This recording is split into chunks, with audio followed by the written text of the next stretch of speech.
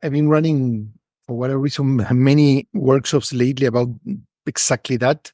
Companies that reach out and say, hey, we don't have a culture of accountability, and what can we do about it? Mm-hmm. And basically, my approach is to focus on building a culture of ownership, not accountability.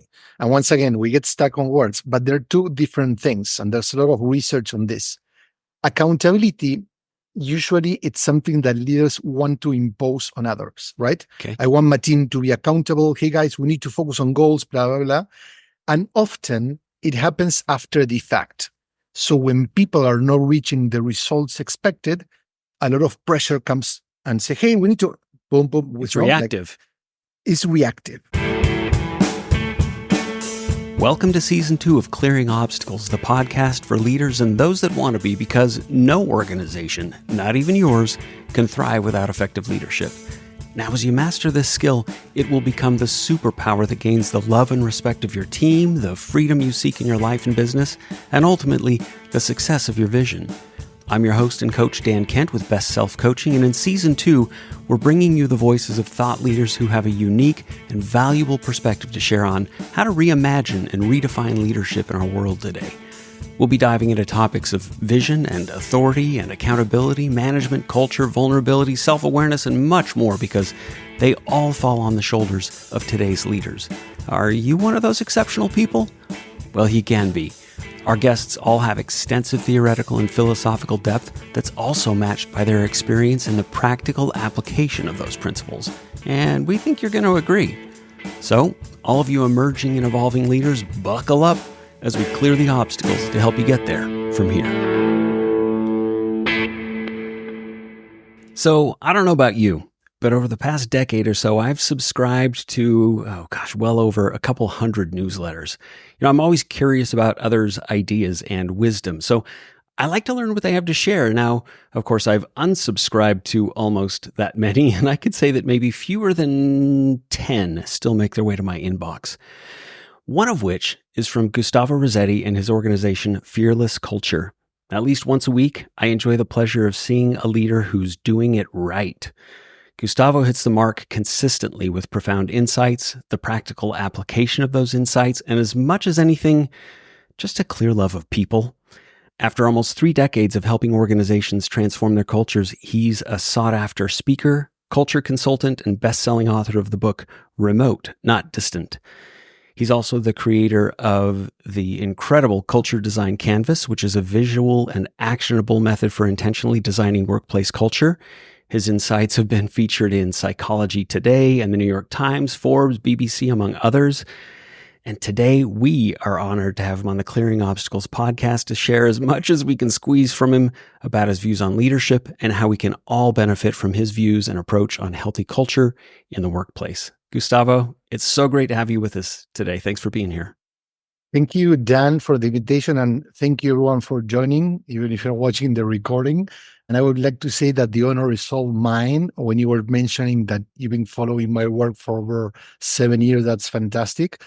People say, hey, I'm finally meeting the author. And I always say, I'm finally meeting some of my subscribers. So I love that encounter. Good. I'll bet, it's so personal. I was just watching an interview with somebody yesterday. God, I can't think of, it'll come to me. But they were talking about how important it is that in the writing process, how important it is to try and speak to the individual, not the group, not the collective, not the entire, world. You're not trying to capture them as your audience. You're speaking to an individual. And I always feel from your work that, like, how did this dude get in my brain? Anyway, so it's great to meet you and the author of that. And I can appreciate the value of meeting your subscribers and readers. It is. And something that you triggered my mind. I was thinking the other day, people, especially, I'm not a writer, but I've written a lot, like thousands of articles. I'm not exaggerating, so I've written a lot. And people always are recommending, like in different platforms, when you write something, think of your audience. Who's your audience? And I never do that. I never think about my audience. What are you thinking about? But then, but then I get a lot of people that say, wow, dude, you're getting my head. That's exactly what I'm going through.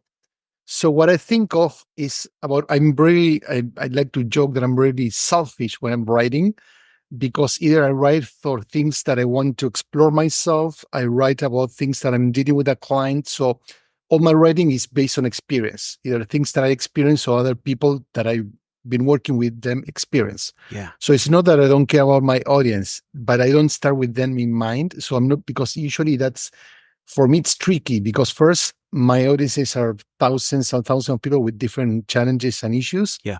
And some articles will resonate, some articles won't. So I start with trying to be real with something that someone experienced and then take it from there.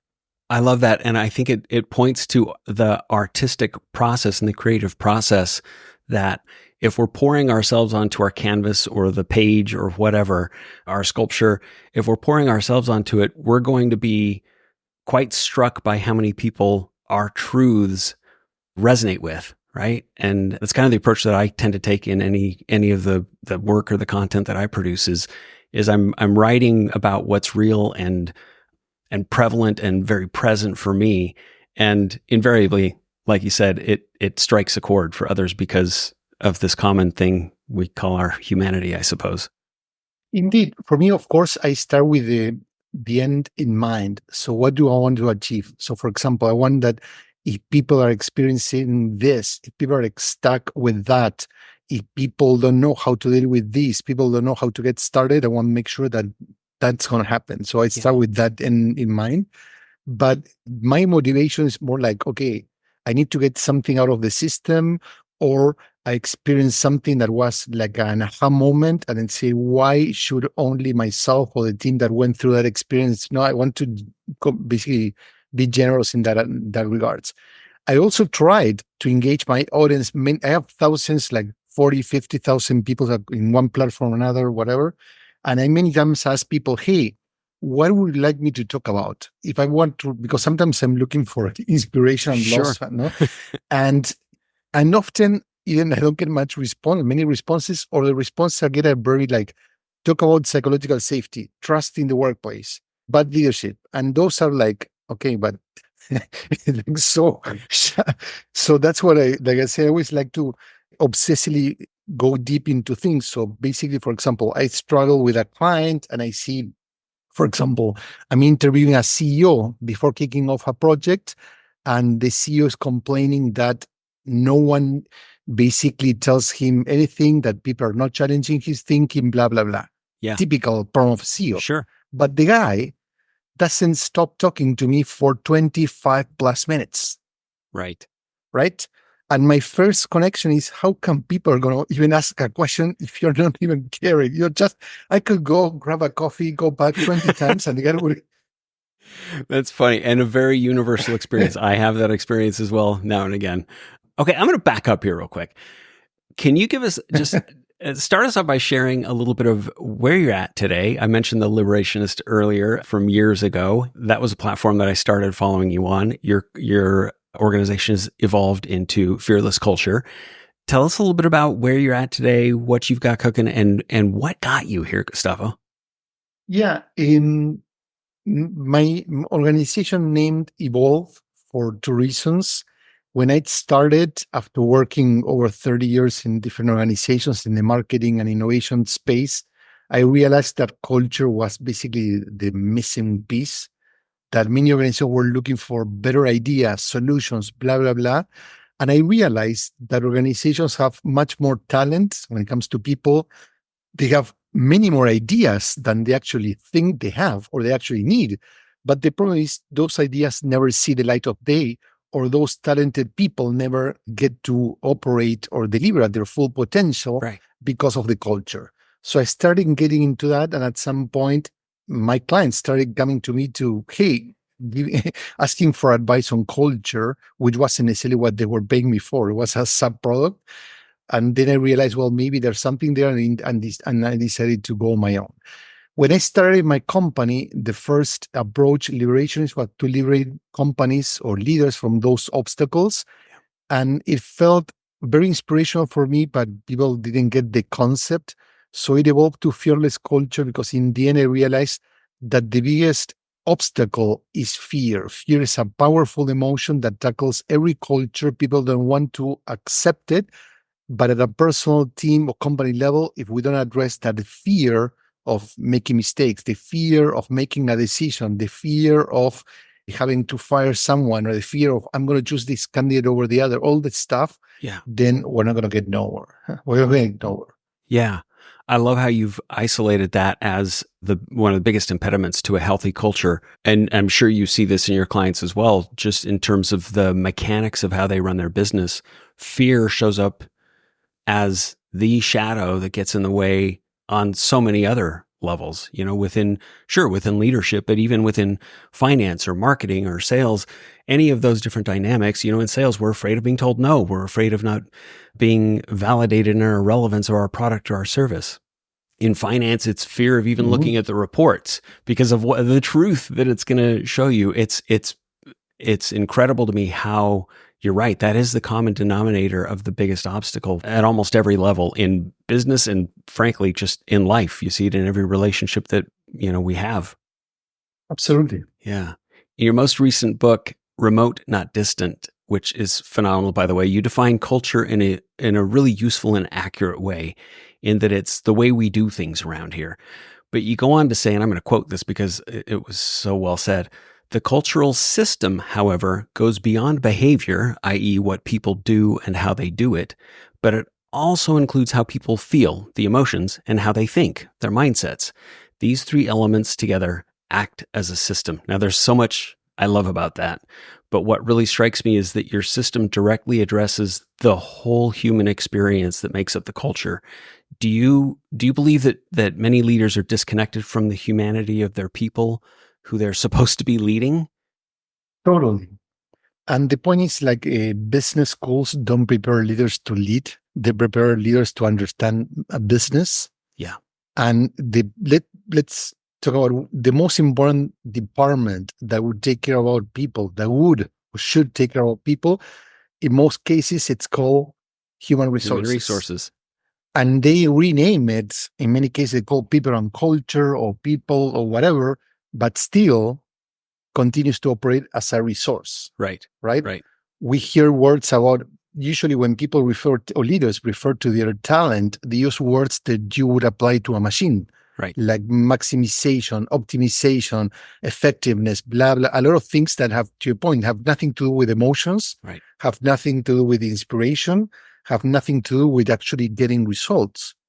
I always say that we focus on the needle versus focusing on what's going to move the needle.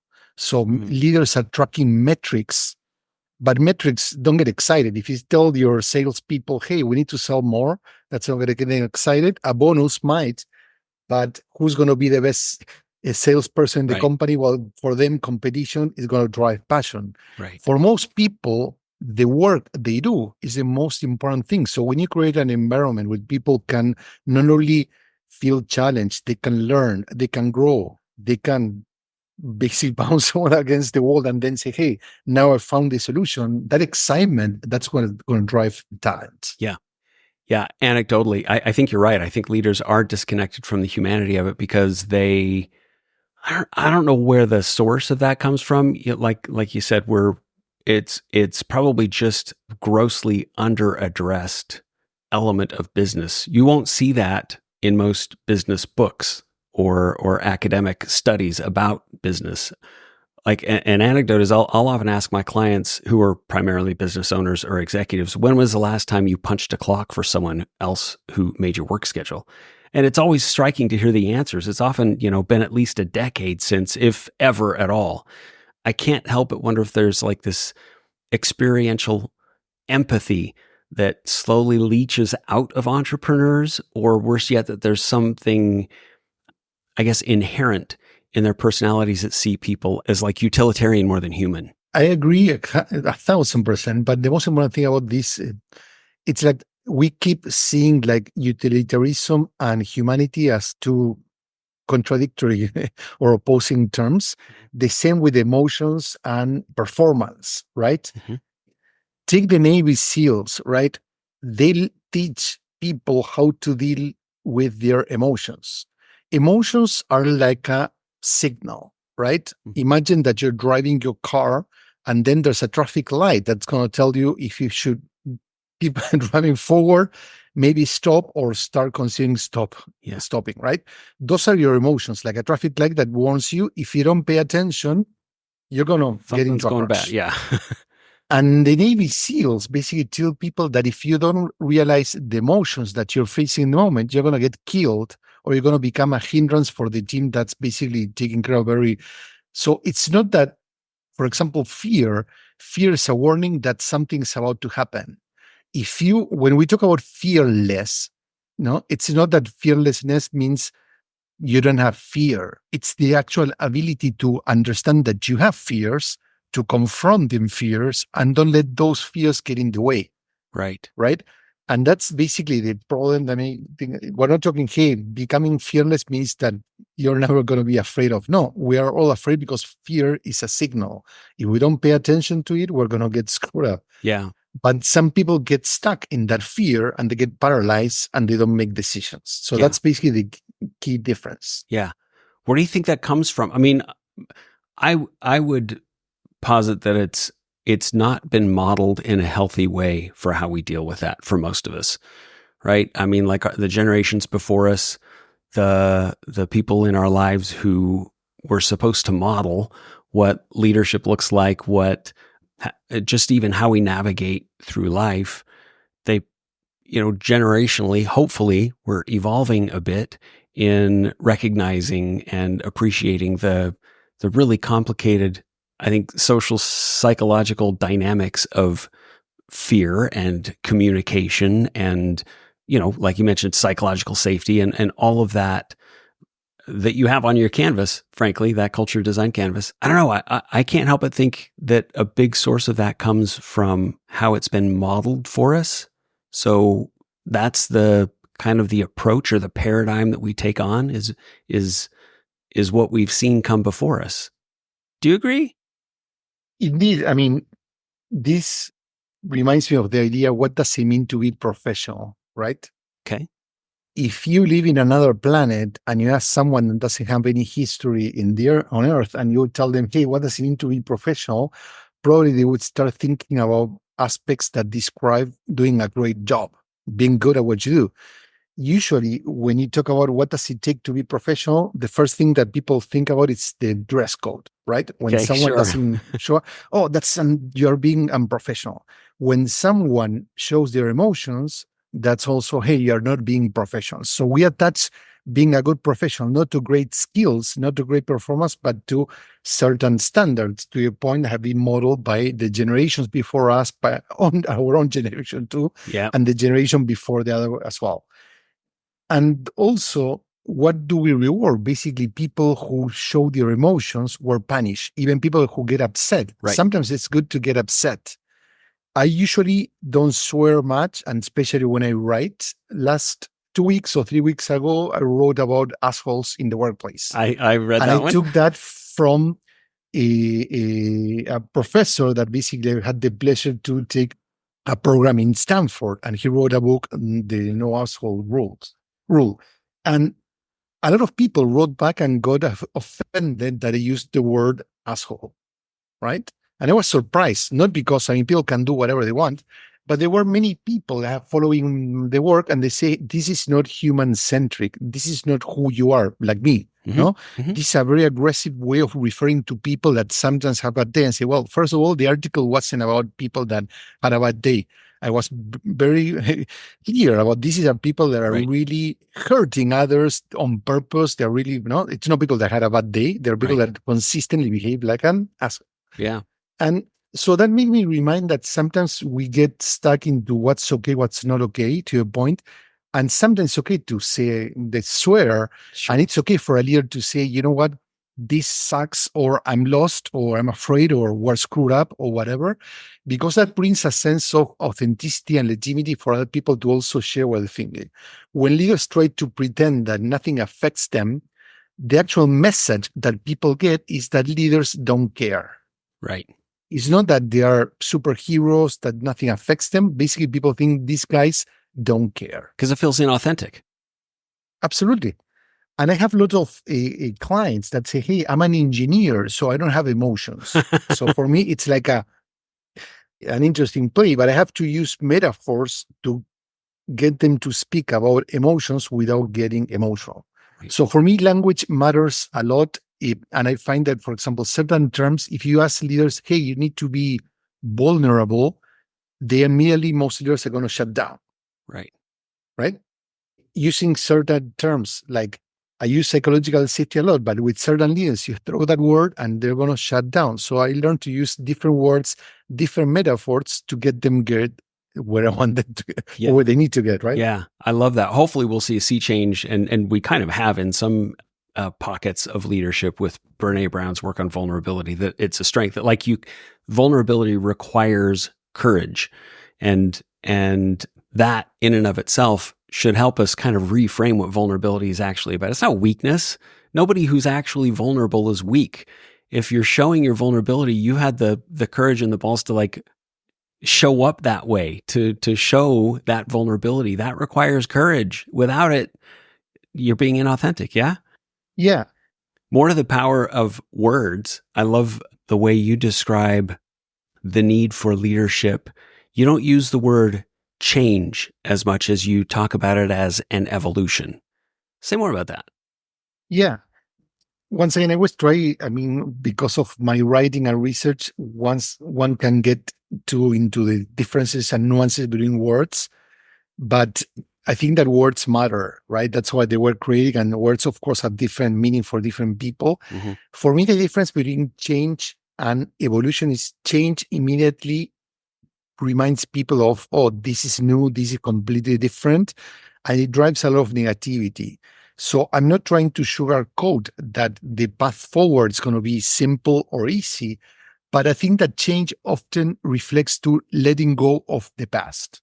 And many leaders want to make a statement that, hey, I'm the new leader, so forget about what we did in the past. This is the new way. Mm-hmm. And the new way feels like, first, a company got there. No, I remember what got you here won't get you there. Right. No, the book, the same, but that doesn't mean that you have to let go of everything that you had. Right. Certain things are going to help you still be there, because if not, you would start a new business from scratch that would be easier, cheaper. Right. And there are other things that you need to fix, and there are things that you need to let go. And people need to understand that. So I think that journey, when I use a tool that's called actually the Culture Evolution Canvas, that helps people understand what are the things that we want to keep and protect from mindsets, behaviors, tools, my emotions, whatever. What are the things that we need to let go of? And I intentionally say, hey, maybe because we also need to cherish people's experiences and past, maybe those were great. Maybe they help you succeed 2 years, 5 years ago, but maybe they don't. So let's look at through today's lens, through today's context. So that's an easy way for people to understand. It's not because, I mean, people's identity are connected to their work and their history. Mm-hmm. So when you say, hey, we're going to get rid of everything, people immediately say, you're going to get rid of me, Right. who I am. Right. Yeah. That lights up the fear signal right away, doesn't it? It does. But when you say, hey, we are going to maintain certain things, we're going to do, and also there's an interesting, and of course we need to add and improve or change certain stuff, but there's also an area which is really tricky, which is what are the things that we have to accept that we're not going to change. Right. Right. Either because we don't have the resources, we don't have the control. If our manager, I always tell people, your managers is whatever, and or doesn't care. Well, that doesn't mean that you shouldn't care. I work with many teams that were able to turn around, do great work, even though their leaders or their leader didn't care. Right. Right. So that's the point of, let's stop seeing others as an obstacle for us to improve how we work, and let's focus on what we can control. I love that part. And you hit all of the notes on that on your culture design canvas in particular. For our listeners, we'll put in the show notes the link to the Fearless Culture YouTube channel, where Gustavo will kind of walk you through that canvas and give even more insights than we're able to get to today. But I love it because so much of effective leadership starts with gaining a particular kind of clarity that's defined with this tool. Like, it requires a stepping back and gaining objectivity, and then drilling down on the specifics of those different disciplines, decision making, like how is authority distributed in our company? What's our values and purpose, living right at the heart of that canvas? What are the priorities that we have internally here? How do we promote psychological safety? So when people speak up, do they feel like they're going to be heard, or they're going to be marginalized, or even worse yet, punished, right? Can you tell us a little bit about what goes on that canvas and why it's so vital to the process of developing a culture that's I would say intentional and aligned? Definitely. Good point. When people see the canvas, it feels like a depository of different elements, right? Mm-hmm. And I can tell them, look, I put them randomly there. They look good. I had 10 blocks. I built, but there was a process behind it. And in Right. the end, those 10, what I call building blocks, are part of a system, right? Yes. We always need to remember that they're all intertwined. So, for example, feedback and psychological safety go hand in hand, Yeah. right? Yeah. The level of psychological safety is going to affect how people give feedback and so on and so forth. Right. So there are three key sections: the center of the canvas, the right side, and the left side. Mm-hmm. So at the center is what we call, I always talk about the ABCs of culture, because one area represents alignment, the other area belonging, and the other one collaboration.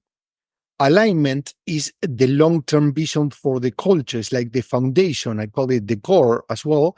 And we want everyone to be on the same page when it comes to what's our purpose, what are our core values, what are our priorities, and what are the behaviors that we reward and punish. Mm-hmm. Second, on the right side, we get belonging, the glue that brings people together. That's the emotional side of culture. Right. And that encompasses psychological safety, feedback, and team rituals. Lastly, the C stands for collaboration. So when it comes to do the work, how do we work? The most important aspect of collaboration, what is? Decision making. Mm-hmm. Most companies don't know how to make decisions. They have a lack of clarity. They have a lot of misunderstandings and confuse, the participatory decision-making process with others. So it's a lot of confusion. We Yeah. need to align on that and see what's the best method for the company. Then we have meetings, and meeting, if you will, is more of a metaphor for both asynchronous and synchronous collaboration. Right. And lastly, norms and rules. So those are the three ABCs of culture: alignment, belonging, and collaboration. I strongly recommend to all of our listeners, go and subscribe to Fearless Culture. Gustavo generously offers a 7-day test drive. Get that culture design canvas and fill it out for yourself and get the clarity with yourself and your team like yesterday. I have a question about this canvas though, because in my coaching experience, when we take a deep dive on these things, when we identify them, articulate them in a way that makes sense to everybody, even collaborate with everybody so that, again, we're all aligned, we all understand the rules of engagement, all of that we do this deep dive and we create this canvas of sorts, and we pour our heart and soul into it, and then it kind of wilts on the vine and there it dies. Where do you often see a leader's inability to capitalize on all this hard work? Where's the quicksand, Gustavo? Yeah, I would say that first of all, it's important for the audience to understand how to use the document. And for me, it's a living document. So it's not a one-off thing. Yeah. First, there are three key steps on the process. The first one is you use it to capture what's the current culture. Okay. Right? And not the official culture, but how people actually experience it. Okay. So we facilitate sessions with different pockets of the organization to see what are the commonalities, the gaps, the contradictions. We integrate all the results, and then we are able to present to a leader, hey, this is what your culture really is. This is what's working. This is what's not working. And here are some red flags. Right. Based on that assessment, we identify so the second part is that assessment. And the third part is using the canvas to how can we evolve the culture? So what are the areas that need clarification? What are the areas that need to be protected? So things that are working that we don't need to take for granted and continue working on them.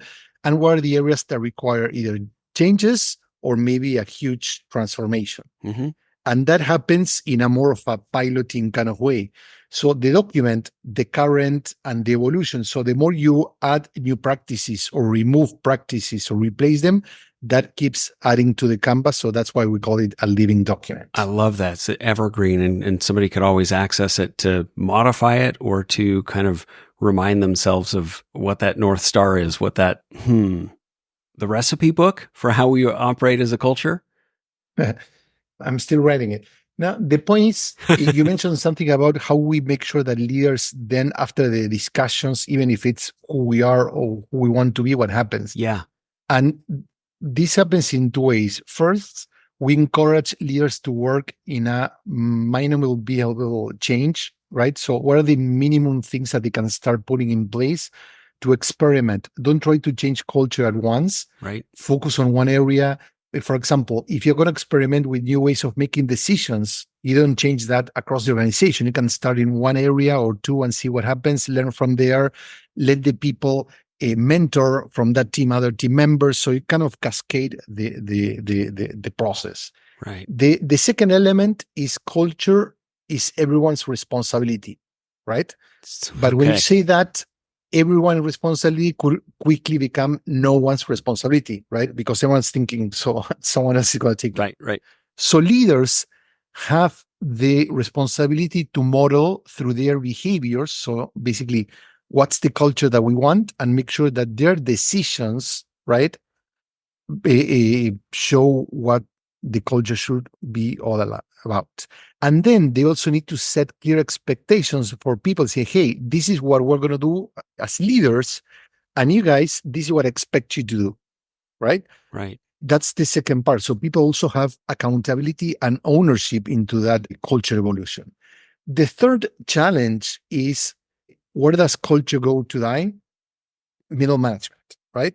So the senior leaders usually are more aligned, they're clearer, but then the people in the middle, because of how they are rewarded, because how they were trained, they only care about their area goals, while the leadership and the people expect cross collaboration. In today's world, without cross department collaboration, it go nowhere.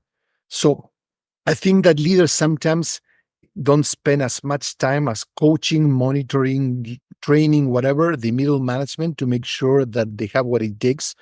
They understand the culture, but also have the skills to basically be an advocate and also model, because the CEO, you get to see them once or twice a year at the most. Yeah. But your direct manager, your manager's manager, you get to see them more often. Yeah. And those are the ones who basically kill culture pretty quickly. So how do we grade? Okay, I'm on board with that. How do we?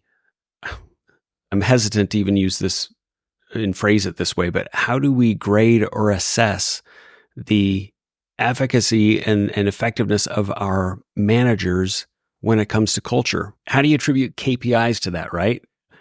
Because that's what conventional wisdom is going to advocate for, is we assess people's performance on different performance metrics, KPIs. How do you do that with culture? Yeah. First of all, most of those KPIs are useless, right?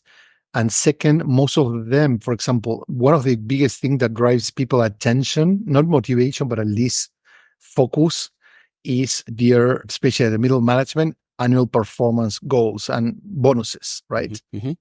And when you run the marketing department or the product department, and most of your bonus is basically defined on individual goals, what are you going to care about? Basically, that your department checks the mark and that's it. Right.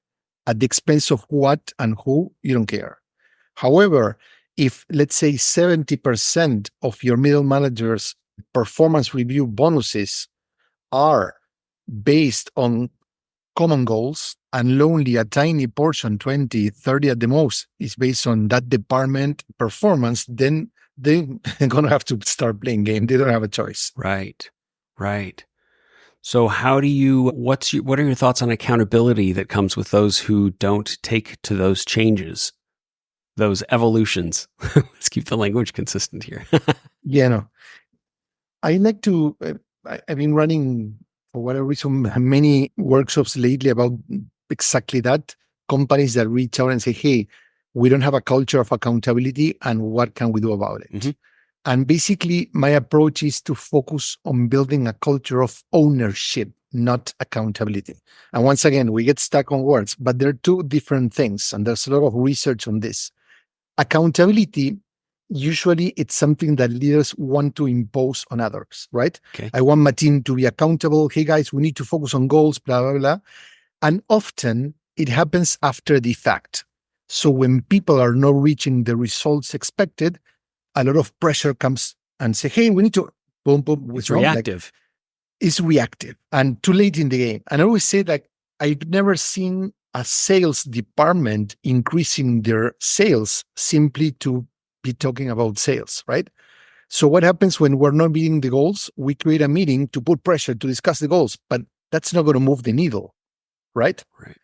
So ownership, it's more intrinsic. So motivation 3.0, intrinsic versus 2.0, which is extrinsic, the carrot and stick. So I speak a lot about accountability is that. more the carrot and stick model.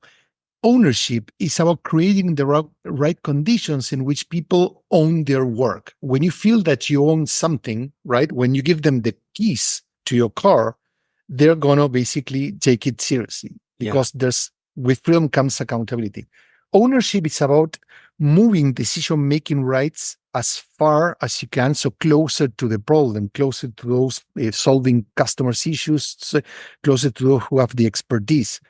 It encompasses rewarding, I mentioned earlier, not metrics, but the behaviors that are going to move those metrics.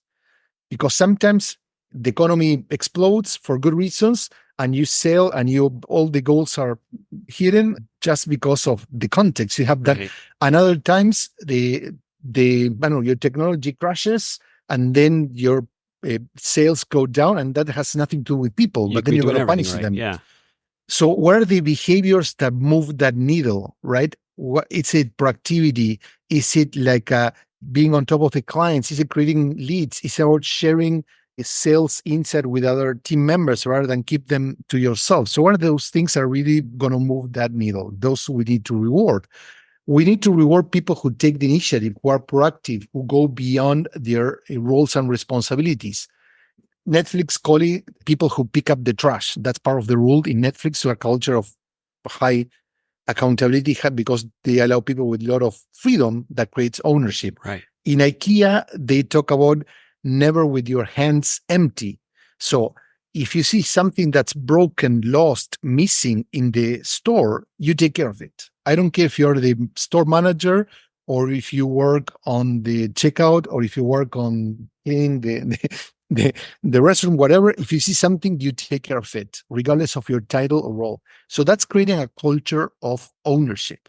Okay. And the other part, which is important, we talk about the work that matters. When people feel that their work is connected to something bigger, that's really purposeful and it's meaningful, then they're also going to embrace that ownership because they want to really do that impact. They want that. Yeah. Right. They want to make the difference in the end, with their work. Ownership is going to drive accountability. But as an outcome, if you know what I mean, it's the consequence of the other. Yeah. So the way I asked that question, it's sort of the wrong question that I asked, what about accountability for those who aren't on board, who don't conform to the evolution of our culture? And I would argue there will be the laggards who can't get on board, and we have to attend to those issues. And that's, I guess, where the accountability comes in. But the real question, the real leverage, if you will, to move that needle is upstream from that in the ownership of the role and of the work and of the meaning and the intrinsic motivation that comes with it. More of that, and then less responsive or reactive accountability downstream from that. Yeah. It is. And going back to the question with the comment you just made, that there's also a moment in which the people that don't fit in or don't want to do the work, don't want to pick up the trash, you need to do something about them. Yeah. Right? There are two things. One is inertia, leaders like assuming, well, that's not going to change. They don't want to do anything about it. Like research shows that, I can't remember exactly the figure, but over 70% of leaders believe that they cannot do much to change accountability in their culture. Yeah. That's because they have not tried but they still say it's not going to work. So I'm not going to even try it. Right. And many others try it maybe once, maybe twice, they fail, and they say, well, it's not going to work. Right. This is a sea change. This doesn't happen overnight, you're arguing then. Indeed. Yeah. Yeah. To that point, a point I've heard you make is that we can safely assume that only about 20% of the voices in our organization are being heard. And now a fundamental principle to healthy culture is that everyone feels heard and seen. Now, that said, I have kind of a nuanced question for you, Gustavo, that I hope you could speak to. I have a feeling that it's actually a greater percentage of those voices are actually expressing themselves, but they're not doing it in a healthy way. Rather, it's probably happening through quiet chatter or complaints or passive disengagement, or even worse, passive disruption. What can effective leaders do? I'm talking like actionable steps they can take to make sure those voices are being heard by the right people and being channeled in the right way. So it's not the kind of destructive expression of that, but a constructive expression of their opinions and voices and feelings about the culture.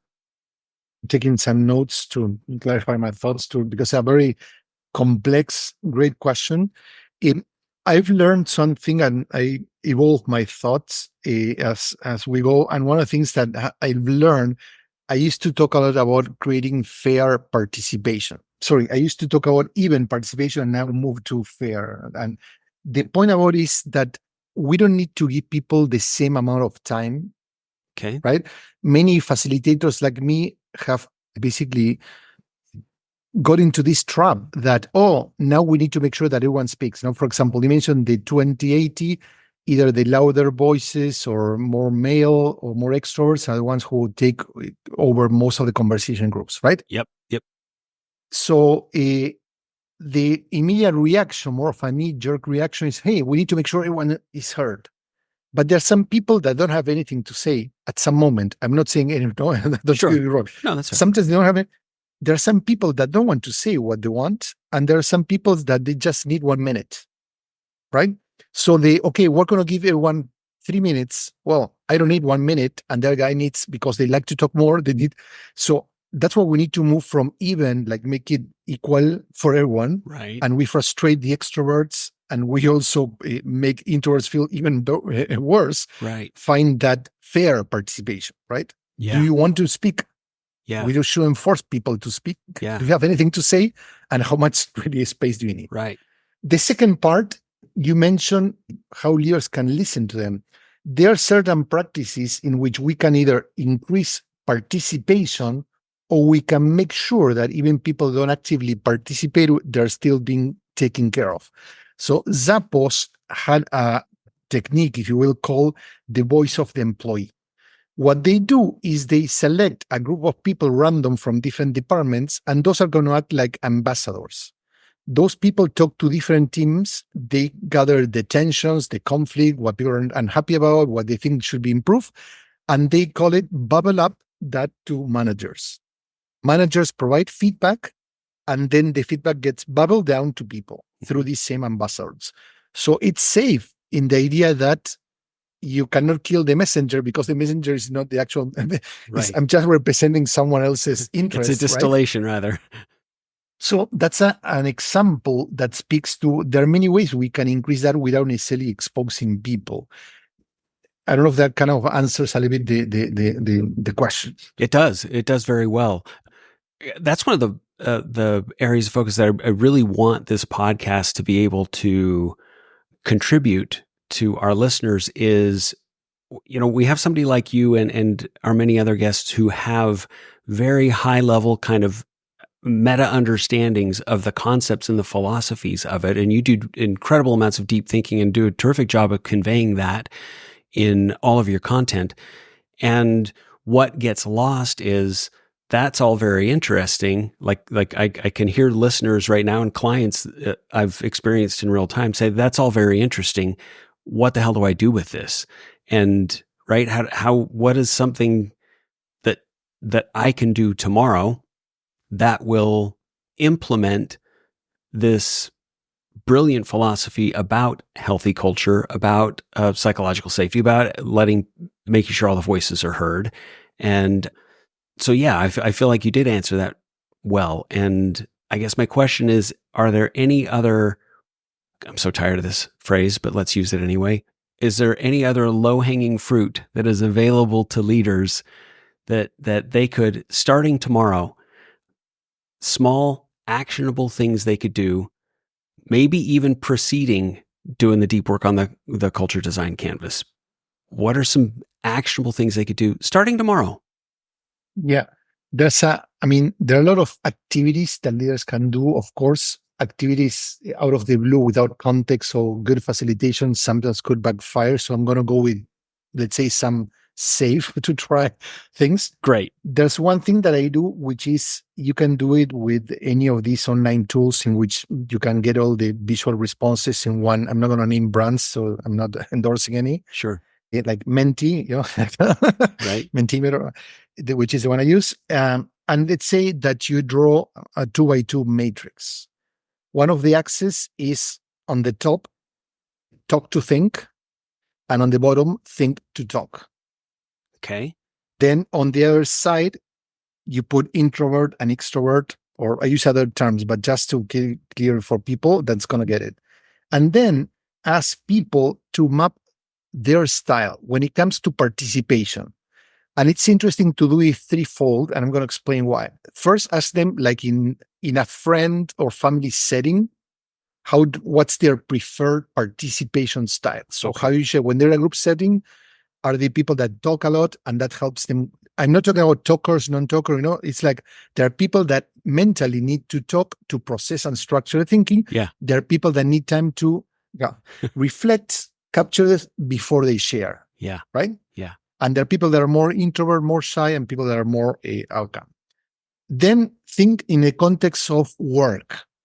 Reflect in many teams, what's your default participation style? And lastly, in this particular team, what it is.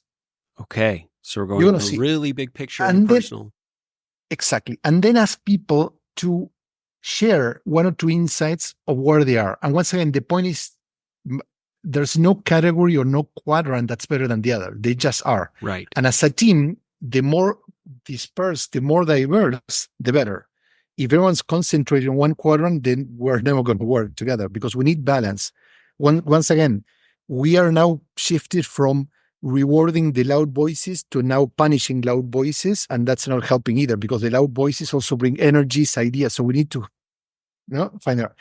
And then the second part of the exercise is reflect as a group, how can we improve participation?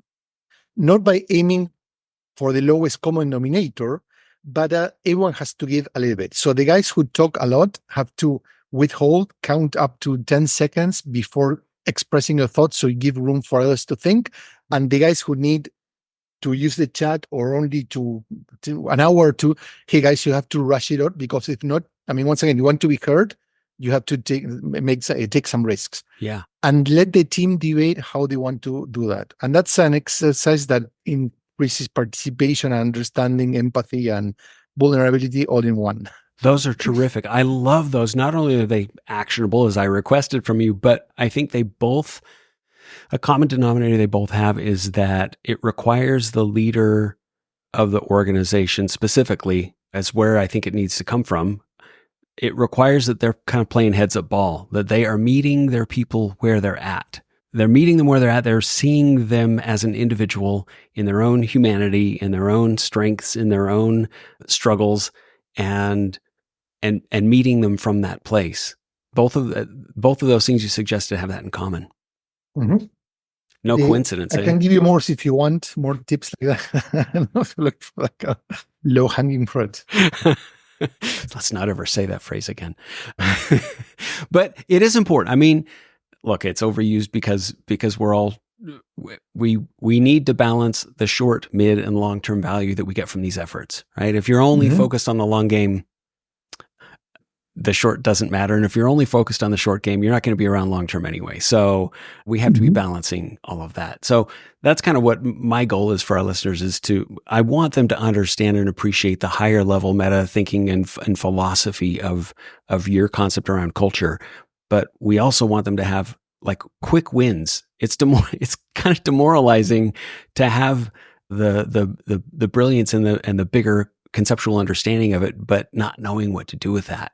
I think it's almost a step backwards because you recognize how much better it could be, how much more there is, and you don't know what to do to get any traction. Mm-hmm. Those are great. I love that matrix idea too.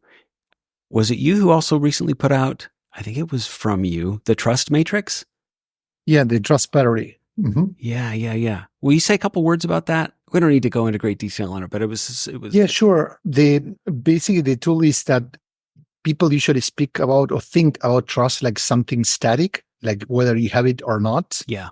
And usually when trust is not working, we blame the other person, but trust is a two-way street. So we use the trust battery as a metaphor to represent your approach to trust. Right. First, when it comes to starting new relationships, personally, like social life, with your family, friends, with your team, do you start with a empty battery, basically assuming that trust should be earned, that people need to show you that they're trustworthy and through their behaviors you're going to start trusting them?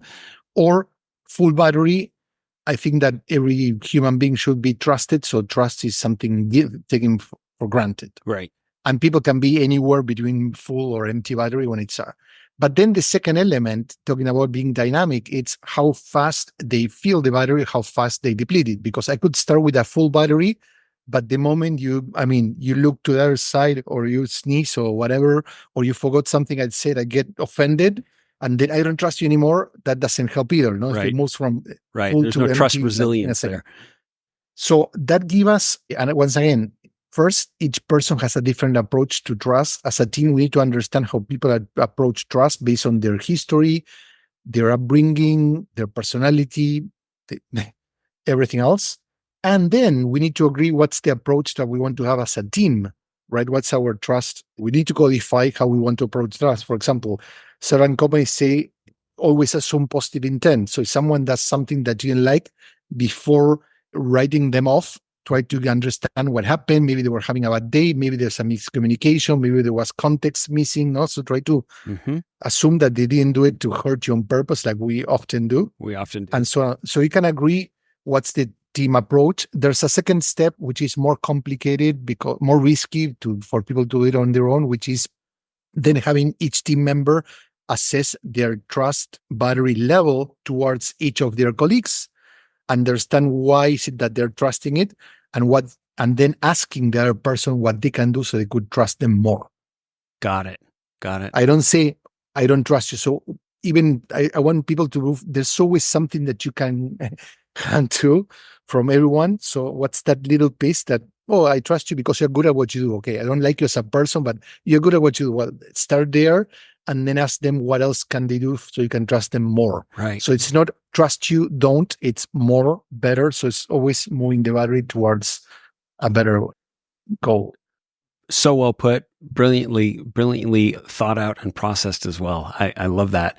Again, the theme of meeting your people where they are. You have to care about the individuals, the humans that you have on your team, in your culture, before anything can evolve. If I'll just like editorialize here, if there's a common arc that I've seen thus far to this season's interviews that I've been fortunate enough to have with our brilliant guests, that's one of the biggest ones, is the level of care that leaders have to have for the people, not just the products, the services, customers, the metrics. They have to care about the people. The other one that's emerging, and I'd love to hear your thoughts on this, is self-awareness. That if you're not clear on who you are and you're not in touch with how you're showing up because of that, if you lack that self-awareness, it's kind of a non-starter for how you're going to be able to relate to your team and build any kind of cohesive culture. Do you have any thoughts or words or writings? I would imagine you're prolific as hell, Gustavo. So you've got to have some thoughts about self-awareness and cultivating I do. And it's self-awareness is basically what we call a meta skill. So a skill that amplifies regular skills. Tasha Urich, a friend of mine, she basically wrote some nice words about my book, intro. She's the author of a book called Insight. So it's a great book if you want to learn more about self-awareness. But one of the things that she mentions is a piece of research that she conducted with her team to realize that most people believe they are self-aware, and actually the majority are not. And when it comes to leaders, the gap is even worse. Most leaders believe they are self-aware and they're not. I think that for me, there are many interpretations of what does it mean to be self-aware. And if you go too deep into introspection, first you can get stuck, and most people don't like that. But let's say that self-aware, it's understanding what you're not seeing, basically your blind spots. Right. Okay. And blind spots, if you're driving a car, you have mirrors, you have camera, you have your own eyes to basically, but your eyes actually don't help it. That's why you have it, to identify things before you actually hurt something, someone, or your vehicle, right? Or yourself. So people, when they give us feedback, they are able to see things that we are missing or we don't want to see, because sometimes we're not paying attention. So we have the mirrors, but we're not focusing, or we're looking somewhere else. We're checking our phones. Myopic. And that's basically, for me, the most important piece. You can increase self-awareness through introspection and reflection and becoming more aware of who you are. But in the end, what leaders need to understand is leading is like driving a car. And if you're not using your mirrors or your camera, you're going to crash. So if you're not asking for feedback for people, you're going to screw up. So if you think you're seeing it all, you don't have a clue. You're missing yeah. And actually, the larger the company, is more like driving a car that you have, a truck that you have mirrors all over the world. You got an 18-wheeler. Because it's so huge. And the damage that you can do to the company and to the people involved around you, it's even worse. I'm so glad I asked that question. And that resource has not come up yet. You said the book is called Insight. Who's the author again? Tasha Urich. I will put that link in the show notes as well. I'm intrigued by the title alone and knowing that she has a nice TED talk about it. Oh, does she? It's really good. Okay. Yeah. Awesome. Thank you for that resource. I'm so glad I asked that question. Gustavo, what haven't we talked about today, or did I steamroll over as a message that you wanted to make sure you got across today? I think that for me, one of the things I've been advocating for the past few years is to first change the narrative about culture, and second, hopefully provide people with resources like mindsets, tools, and emotions to help them get where they need to go. So the first part is, people often like to refer to culture like something invisible, abstract, blah, blah, blah. There's something about it, but I think that's an easy way out, because when you say, oh, a culture is there, we don't see it, but those kind of things, they look super cool. People like it, they repeat them, but get us nowhere. It's like the culture, it's strategy for breakfast, which is stupidity, and people keep repeating it. And I wrote articles, and even in my book mentioned that quote is unrealistic. So they assign it to an author that never said it. There's no proof, but people keep repeating. Why? Because people look of culture as something cool, and they don't want to go beyond the surface, and that's a problem. So I've been pushing people to understand, first, culture is more easier to observe than you think.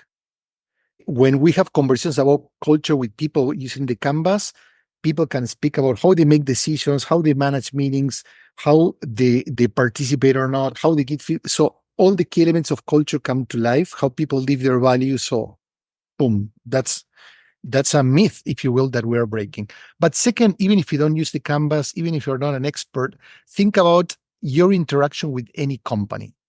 Every time I have to go to basically visit a CEO, and I go through the different levels from the first receptionist to the maybe 2 or 3 assistants, you can see what's there. Does the CEO come and basically get you, or you need to go there? When you say, hey, I come to see Mr. Dan Kent, CEO, whatever, are people getting nervous? What those signals says a lot about the culture. You really know where you're getting yourself into. Yeah.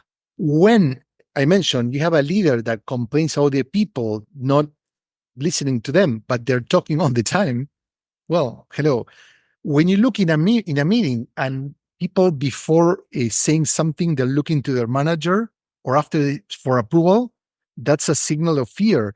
when people look to each other, seeing who's going to be the first to speak up, that's a symbol of fear. No, so there are many signals. So culture is not invisible. Yeah, there are many things that are unconscious, whatever, but the behaviors, the emotions, how we feel are easy to bring to the front, and we can do something about it. But it's easy to say, hey, it's complicated. So my role and my passion is about bringing that force center and provide people tools and mindsets and whatever to help them act upon that and to improve the culture versus blaming it to someone else. I love that. And being able to make those signals more visible, because it's not this ethereal, invisible thing. I couldn't agree more. What a great takeaway, and maybe a great way to conclude this. Gustavo, if people want to work with you or get more from you, where would we do that? Well, the easiest way to reach out, I mean, they can go to our website, fearlessculture.design, not .com, Okay. fearlessculture.design. They can basically connect on LinkedIn. I'm really active there, and I'm the only Gustavo Razzetti with double Z, double T, so it's easy to find me. Okay. There are not doctors, whatever, with engineers or other authors with my name, so it's going to be easy to find me, and you can connect and reach out. Our website has all our resources. If you're looking for more content, you can find it there. If you look for what are the training programs, that we have a lot of open training for people who want to learn and basically master our tools, they can do it there. I always say there's a free version of me. I give a lot of articles, content. People can download it. But if you need how to, well, you have to figure it out.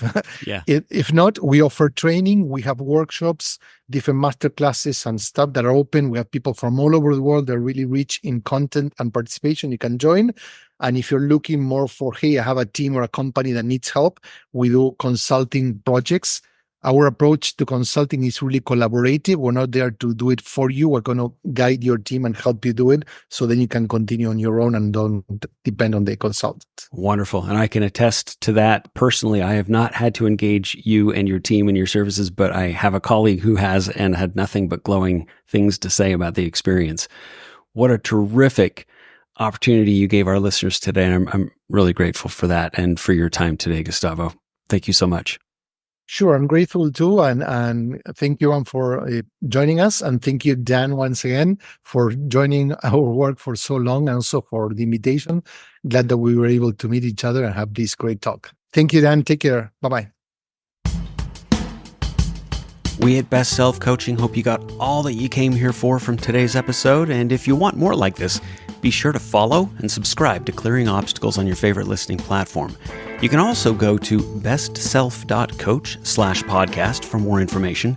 There you'll find more episodes and links to the content discussed today, as well as info on how you can get in touch if you're interested in clearing your own obstacles to become the kind of leader that you know your team is waiting for. Your business should serve your life, so let us help you get there from here, because nobody should do this on their own. Thanks again for listening. See you soon.